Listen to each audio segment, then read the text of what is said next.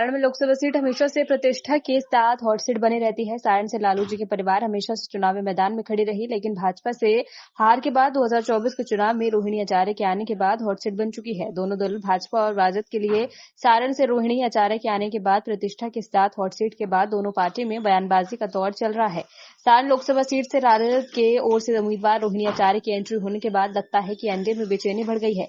NDA में बड़े बड़े नेता लगातार रोहिणी आचार्य और उनके परिवार पर बयानबाजी करनी और बाज नहीं आ रही हैं। बिहार के डिप्टी सीएम सम्राट चौधरी के बाद खबर है कि बिहार के दूसरे उप मुख्यमंत्री विजय सिन्हा ने भी उन्हें बहुत बड़ा बयान दिया है।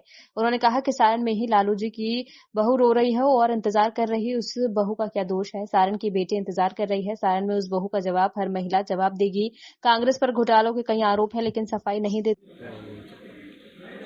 मैं बता दूं कि सारण में ही लालू जी की बहू इंतजार कर रही है। क्या उस बहू का क्या दोष था? उस बहू को जिसको सम्मान से 7 फेरा लगाकर लाया गया, हमारी बिहार की बेटी थी, उस बेटी का इस तरह के अपमान करने वाले लोग क्या उस क्षेत्र में वोट के अधिकारी है?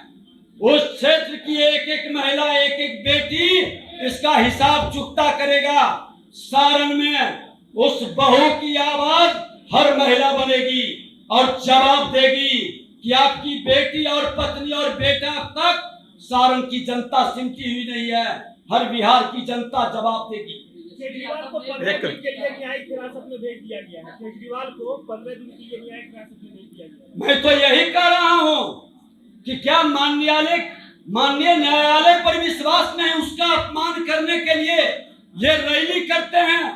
अरे एक तरफ लूटा, चोरी किया, लोगों को ठगा, और दूसरी तरफ इतने निर्लज्जता से आप रैली करके भाषण दिलवा रहे हो। तेजस्वी यादव जी, आप तो सोने के चम्मच लेकर जन्म लिए। आप जनता के बीच न पसीना बहाए हैं, न मेहनत किए हैं, न गांव गलियों का दौरा किए हैं। हमने तो सदन में भी पूछा था कि नेता प्रतिपक्ष 5 साल थे, 5 जगह आपने संघर्ष किया, वो बता दें, लेकिन नहीं जवाब दिए। हमने तो 500 दिन में 341 दिन 70% दिन हमने किसी न किसी जिला में संघर्ष किया। ये लोग भाजपा के सिपाही के सामने, भाजपा के कार्यकर्ता के सामने कहीं नहीं टिकेंगे। जनता को मोदी की गारंटी पर विश्वास है, ऐसे भ्रष्टाचारी को कभी विश्वास नहीं होगा। राहुल गांधी ने मंच से कहा कि खाता ही सीट करना था तो 2 महीना पहले करते हैं, ये भी देगा था तो 2 महीना बाद देते हैं, 2 महीना पहले देते हैं।